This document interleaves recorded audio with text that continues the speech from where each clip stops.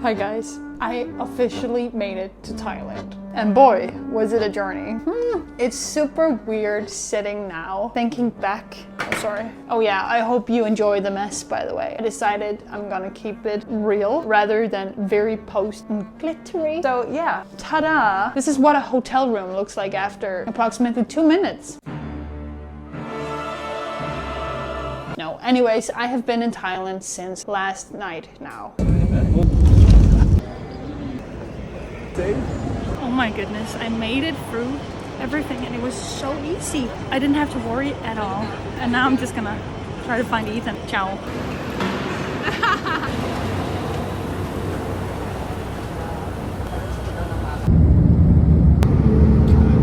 Just got back from the airport. Not quite yet, yeah, I just left.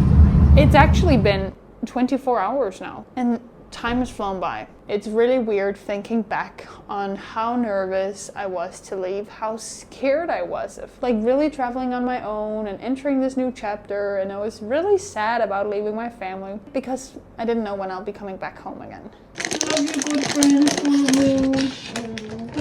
But everything worked out. I'm here, yay! And I'm safe and everything is well. But let me tell you a little bit about the journey, because at some point it was a little bit interesting. So on Tuesday morning, I left my parents' house, took a bus to Copenhagen. And at that point, girl, I was not ready. I was up so late Monday night to just pack my things and get completely ready. It's 11:30 p.m. It's almost midnight and I still haven't finished packing for my trip tomorrow. Almost there.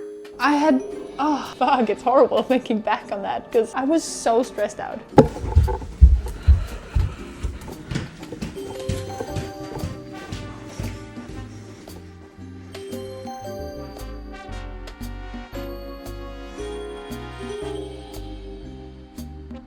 I fucking hate when I do that. When I literally pack everything an hour before I have to leave, because that's kind of what ended up happening Tuesday morning. I really thought I'd get no stage in my life where you pack literally last minute in the morning before leaving and have to stress saying goodbye to your loved ones, and I really thought I was past that. Turns out I'm not. I haven't really done it the past few years, but boy, did I do it a lot when I was younger. Always, every day, and every time there was a bigger event I was gonna participate in and had to pack a bag for and leave my house for. It was a whole ordeal. But I will say, I actually had semi-packed my bag in advance. But then the last 24 hours before leaving, I was just, getting really stressed about, do I really have the right things in that bag? What if I need this and what if I need that? And I was actually minimizing a lot. I was taking away clothes, so it got really small. But then all of a sudden it all seemed a little bit incomprehensible. Uoverskueligt. And I just kind of procrastinated till the last minute, I guess. But I left my hometown, my parents' house, where it has been lovely staying the last month. No big family arguments, I'm so happy. And I took this Flixbus 5 hours to Copenhagen, where I then met up with 2 of my really good friends. I went to see my friend Mila, slept over at her place. She made me delicious mushroom spaghetti. Then Wednesday morning, the day of my flight, I wake up to this notification on my phone that my flight has been postponed 2.5 hours. My first flight from Copenhagen to New Delhi. And the thing is, my layover in Delhi was exactly 3.5 hours long, but now got reduced by 2.5 hours. It made me a little bit anxious. It was a connecting flight to Bangkok, and it was with the same airline, because I'd heard that's what you're supposed to do. Yeah, but I stressed all morning and all afternoon, just trying to get everything ready still, like looking at insurance and phone subscriptions. I was just anxious and I was just stressed, and there's like nothing that could fix it. I was just really anxious about this new chapter in my life. After hanging out with Rosa and Søren, Elton John! Yeah, Elton! Finally in the evening, Rosa followed me to the metro station, where I then took the train to the airport and started the whole process. And girl. This is where I really got stressed, because after arriving to the airport it was like a little before 7 o'clock, and my flight wasn't gonna go until 10:15. It said accordingly to the email. Oh, I'm in the big front room and I'm scanning. Where can I start checking in? Where is it? I don't see it anywhere. So I go to this information board. And I asked the lady, I'm going with this plane, where is it? I'd heard that it was delayed, so I'm here now, where is it? And she's like, oh, you do know that even though your flight is delayed, the check-in time is the same. No, was I supposed to know that? That does not make sense at all. Literally, like usually the rule is you've gotta be at the airport 2 hours before. But then if your plane is delayed by 2.5 hours, I mean, surely you can show up 2.5 hours later, because you'll still be 2 hours early. Like, what? And I did go back into the email and check that later. Nobody had stated anything about coming to the airport at the same time. It's starting to smell a little bit like weed in here. I don't know if there's anybody smoking. We've seen a lot of weed shops today, guys. So after this lady at the information board tells me this, I just start sprinting in the direction she gave me. We're talking sprinting for my life, as if I'm not about to make it to the check-in time. So I go, and it turns out it's almost like the furthest away check-in point I can go to. But I make it there, and there is a line of people already. So I'm like, phew, okay, there's people. I think I made it. And I wait in line, my heart just thumping out of my chest, until it's my turn. And I ask them, so do you think my carry-on luggage is a little bit too big? And they're like, yeah, which it isn't.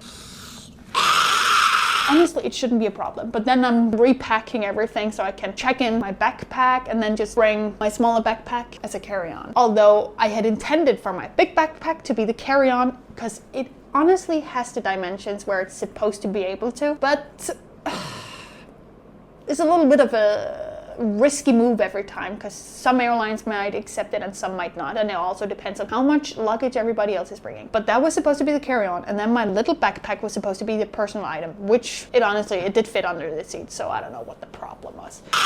So I do that, and it's a little bit stressful. Okay, det var legit det mest stressende i verden, det der.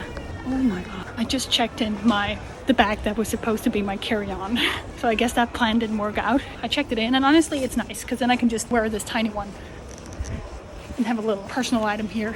And now I'm really confused about where to go to get to security, but I think it might be down here. Confusing. And that shit always freaks me the shit out. I always get so scared that by accident I might have packed something wrong. Like I forgot a hand sanitizer in the bottom of my bag, and now they think there's drugs in it or something. But we made it safely. I stood there and packed out like 2 fucking laptops and everything in my bag. Lots of stuff. We made it though. And then the great wait started. Because according to the email I had received in the early morning, the plane was going to be 2.5 hours delayed. Turned into being 3.5 hours delayed, approximately. So we're waiting to board the plane, and not only are we 2 hours later than we're supposed to, but now we're also 10 minutes late. It's the most recent boarding time. It's interesting, and it's going to be a little bit tight. Fingers crossed we start moving very soon. So everybody just sat there at the gate, and there's so many babies and toddlers and young kiddos flying on the plane as well, and it was getting late. And those kiddos were starting to get tired. There was like this little set of twin boys who are so cute, and one of them just started singing "Happy Birthday to you," like really loud all over. Yeah, lots of babies crying, and I think some parents must have been getting frustrated. I also got to talk to this really cool Danish guy who's going to Nepal, and he also had a connecting flight with 1.5 hours layover, and he was also getting a little bit nervous. So we're there and we're waiting, and we're like, oh, we're supposed to board now. And this is the point where the people at the information, they start talking over the speakers, and they are saying, we're sorry for the inconvenience and the delay, but we're waiting for 2 people in transit from a plane in Stockholm, so please let us know if you're one of those people. We're looking for you. And nothing happened. And then 15 minutes later, they said the same thing over the speakers again. We're waiting for these people from another flight from Stockholm or Norway or somewhere up there. And nothing happens. 15 minutes later, they literally do it again. And then the 4th time they go to the speaker, they say, oh, no, we're very sorry for the delay. Now we just have to finish up cleaning the airplane and then we'll be all good to go.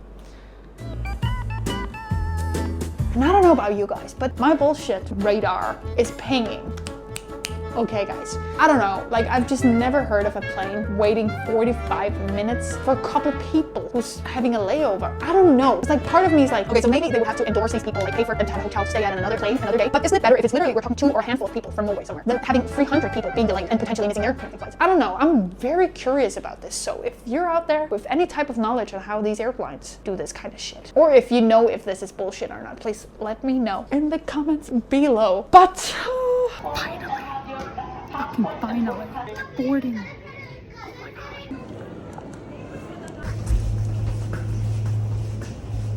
Guys, when she scanned my boarding pass, it didn't work. It said unable to connect. And she tried 3 times. I just stood there and got more and more stressed. And then she said, oh, don't worry, it's probably just my colleague who didn't like scan the passport or something. But I was just low-key freaking out. But I got it to work. I'm here now. Whew. We eventually board the airplane. I get the middle seat, like the middle seat in the middle aisle. And I actually end up talking a little bit to the guy to my left. He's born and raised in India, but moved to Sweden 10 years ago and has kids there and a wife there and is an engineer. And we spoke a little bit and he was very nice and he helped calm me down when I was very stressed about my connecting flight. And then to my right side is this other Indian lady who I think never has heard the concept of personal space. because I mean, we sat there and we had those like arm rests down, and funnily enough, her arm always went on the armrest and then 10 centimeters into my seat, which meant I had to sit like this. This is Jill for 7 hours. Like just some people. But the guy was very respectful. He kept to his side of the armrest. But girl, that elbow, and it baffles me that like, I thought she had a personal vendetta against me. Like, I was just expecting to get these like evil stares if I looked at her. But then when I helped her take her food to the flight attendant, she just looked at me and was, thank you. I was like, yes, thank you. Could you get that elbow away from me, please? Anyways, I survived the flight and I actually had a very pleasant 7-hour flight with Air India, which I had been very worried about in advance because when I booked this flight a month ago, I was trying to decide what airline to fly with, and Air India was quite a bit cheaper than the others, so I was like, I'll probably do that one. Until I looked at the review on Trustpilot, and then I was like,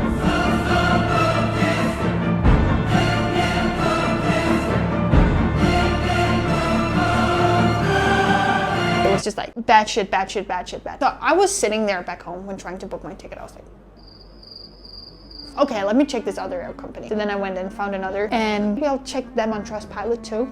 Went and checked them, and turns out they also had 5,000 one-star reviews. So after a little bit of searching, I found out this is in general the case with all airlines. So I just realized this is just a case. Like people don't really go and leave a 5-star review if they have a good experience, but it's the worked up people who need to vent a little about being shat all over. Anyways, my experience was really pleasant. The time just flew by super fast. The screens worked. I mean, almost every review I read about Air India said that the entertainment screens don't work ever, but mine actually did. Well, the fact that the movies then didn't have any captions and the volume was way too low to hear anything is another case. But there was a movie going on up there, so I mean, kudos to that. And it was also like, I mean, we didn't leave until 11 p.m. so I mean, it was bedtime anyways. I slept for a couple hours. It was pleasant. We had a lot of good food, and a little trick to all y'all guys, I had clicked the vegan food option when booking the flight back home, which meant I got my food half an hour earlier than everybody else. So if you're sometimes a little bit impatient out there waiting for your little flight dinner, I can just tell you that's a very handy trick. But I'm gonna check that the audio is actually working now.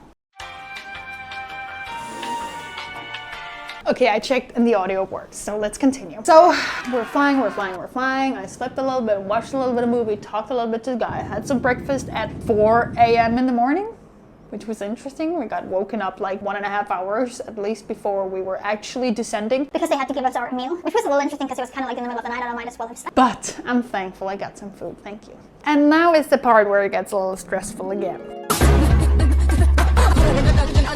Because We were descending, and guys, I have no data in India whatsoever, so I kept my phone on flight mode. I couldn't even check what the time was in New Delhi, but I knew that my plane was leaving at 11:30 and boarding at 10:30. And so as we're approaching Delhi and we're about to descend, I raised my arm as one of the flight attendants walked by, and I'm like, hey mister, please, we have a connecting flight with Air India, and it's at 11:30, and I think we might not make it.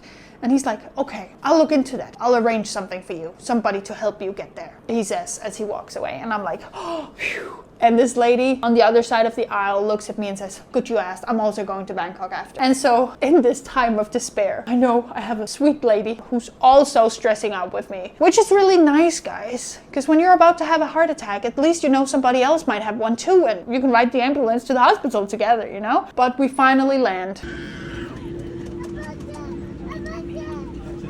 And you know, it's so stressful standing in that long ass line to leave the flight when you're really thinking everybody should stay in their seats because we're a few people who actually have to make it to the connecting flight. Like, could you please let us? Anyways, doesn't work like that. So we are snailing our way out of the plane. Once we get out there, we're just sprinting. And at this point, we have already picked out 2 or 3 other people who are also going to Bangkok. We've somehow figured out they're going as well. You to Bangkok as well? Yeah. Okay. I guess we're all kind of together. Yeah. And we're all sprinting. And I mean, I low-key thought this flight attendant would have called somebody to get a big cart and pick us all up and take us to the gate straight away. But no, it doesn't work like that in India. So we were just sprinting for our lives for, I don't even know how long, guys, but I can tell you my Apple Watch yesterday showed me I had burned like 500 calories. So, I mean, so we run, we get through first. It's kind of like immigration. You had to fill out a note about like your informations now that you're coming to India, but we were only actually passing through. So we just hand it to somebody, they stamp it. Thank you so much. Then they take it away and then we go to security. Bangkok. Thank you. And there's more people coming.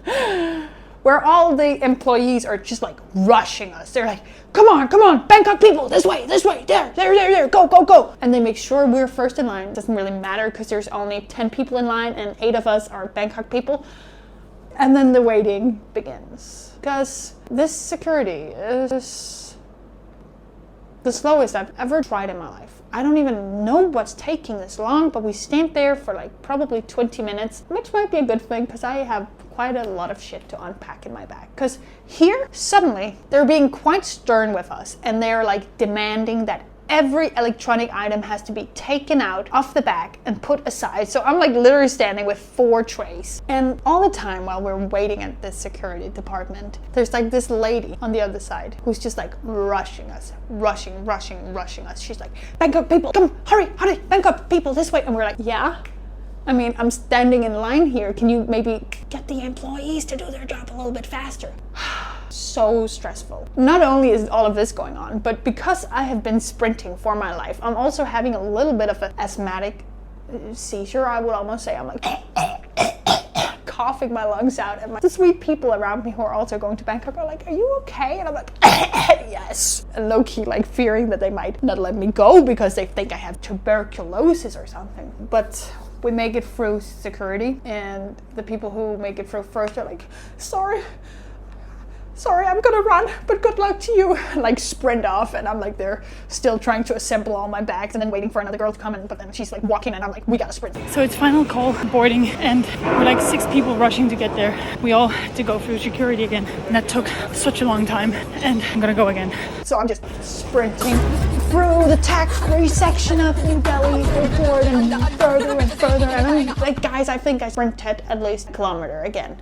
Maybe 1.5, until I finally can see I can see gate 20 now. The right gate number 20 down there in the distance, and there's like 5 Indian people lined up in front of the glass facade out onto the airport asphalt. I don't know what you call that, where the airplanes are. And when they see us sprinting, they're like, oh, calm down. They like give me a little reassuring wave or something, and I'm like, bitch, everybody's been rushing us the fuck up. And now they're like, chill. Now we make it there and give them my boarding pass. Oh yeah, fuck, I didn't even tell you. When I went through security, guys, the lady who's like doing my body check, checking I don't have any metal or any illegal stuff on me. I gave her the wrong boarding ticket and she was like, no, this is wrong. Where's the other one? I was like low-key panicking that I might have thrown it out. But luckily it was in all the stuff that was being scanned through the security tray. So I found it and got it to her. But oh gosh, I was like, oh. And made sure I gave the right boarding pass to the people at the gate finally. And then we boarded the plane. Okay, I think we made it. That was hella stressful. Jesus. All sweaty, but there was nice AC in there, so that was good. And then it's funny how this flight was only 3 hours, but felt so freaking much longer than the first one. And I think, I mean, partially it's because it wasn't nighttime any longer and I wasn't able to sleep. And then secondly, there were these extremely obnoxious young guys sitting 3 rows ahead of me, and they were, I can't even talk about it like without getting so upset. They were being absolute assholes. Like their mamas need to slap their faces. I'm sorry. It's overwhelming me a little bit. But they would like constantly ask the flight attendants for snacks and drinks. And every time the flight attendants would walk down the aisle with like water they would give to people, then all the boys on that aisle would have one. Every time. These boys don't need to drink 3.5 liters of water while they're on the plane. They just clearly had this like game going on, you know? It's just like when boys are being young and they're being dumb and they just kind of want to impress each other and be like stupid and obnoxious. So they would also ask this for all these kind of snacks and be like really obnoxious in their wishes. And like, I don't even know what was going on half of the time because I had my earplugs in and I didn't hear what they were saying, but they would, you know, the way they would treat the sweet female flight attendants who just kept taking their bullshit and not saying no to them or anything. It made me so furious. And when I finally exited the plane, when I walked past their aisle, it was a shock to me. Because there was literally cans and cans and bottles and plastic wrappings from snacks and food everywhere, littered on the floor. And these guys were just being absolute pigs. Sorry, that's just the way it was. So while I sat on that plane, I was just really contemplating my life and being so fucking grateful, so thankful that all the men in my life are 10 times better than those young men. Ethan? Okay, 1 sec, I'm filming a video. And then, besides me being furious with these messed up guys, I was also getting extremely anxious. Like I could just feel my heart drop to the floor of my stomach every time I thought about like entering Thailand. Because I was so nervous and confused about how all of this worked. Like entry, the border, the visa exemption. I was so scared. So like, I literally felt nauseous. I was like, and then to try and calm myself down a little bit, I started knitting.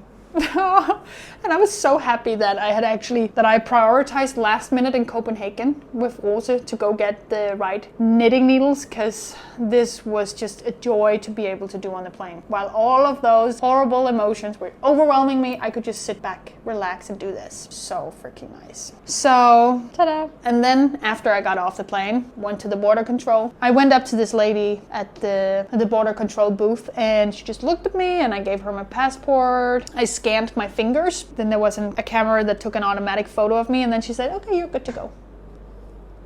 You're good to go? Excuse me, what the fuck? Like, what? No, well, no questions about what are you here for? How long are you here for? Do you have your ticket out of the country booked? I was expecting like an hour of questioning and I just entered like that. So easy.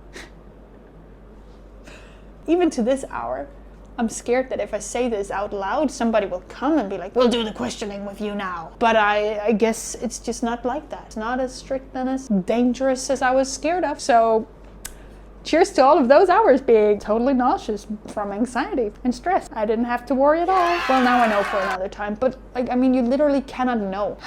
But yeah, I made it. I made it through border control and my luggage was out in 2 seconds. It was literally already there, spinning around as I got out from the border control. And Ethan, my boyfriend, was picking me up at the airport, and it was all really nice and chill and easy. So yeah, I guess the moral of the story is don't worry so much. Signe, just take it chill.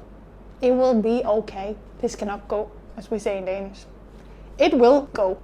It will probably go, translated to English. It will probably go.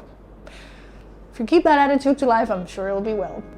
At least something I'm gonna try to implement from now on. I was about to say see ya, but then my knitting wanted to say it as well, so I'm gonna be like, see ya, guys. Long video, I know.